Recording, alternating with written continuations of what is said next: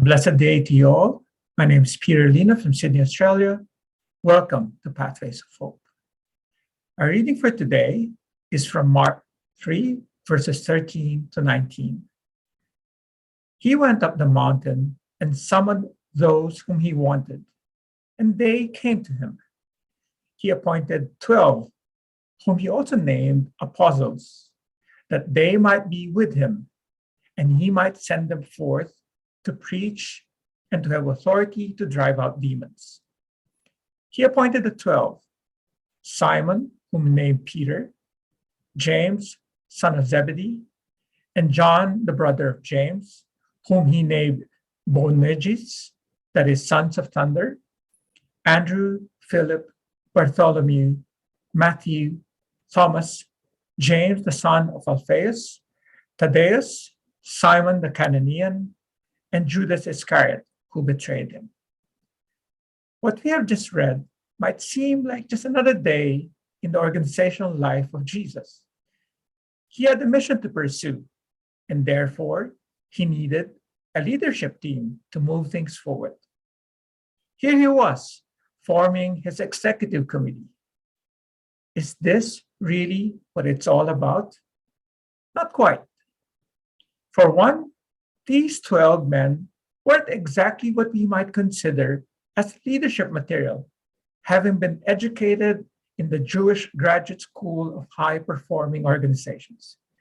In fact, they were quite ordinary, that as we read on in the gospel readings, they had so much more to learn from their master, faltering along the way at times. They, however, were very special enough that as we read, he summoned those whom he wanted. In other words, they were handpicked by Jesus. They were also special enough to be named apostles, coming from the Greek word apostolos, translated as persons sent or messengers.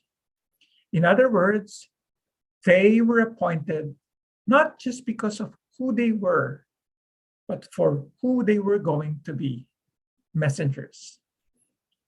What does such a reading mean for us today? Believe it or not, each one of us is special too in the eyes of Jesus.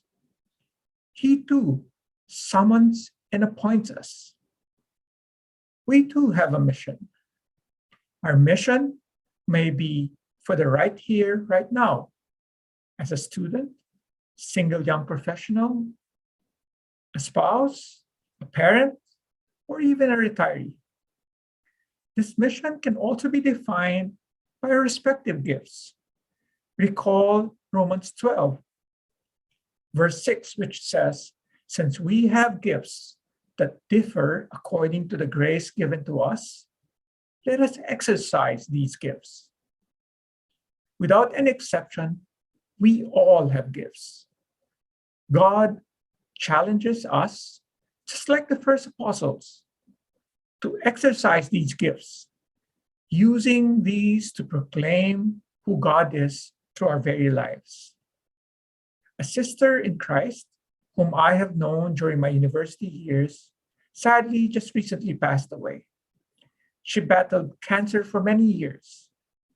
Not once did she ever complain nor blame God for her suffering.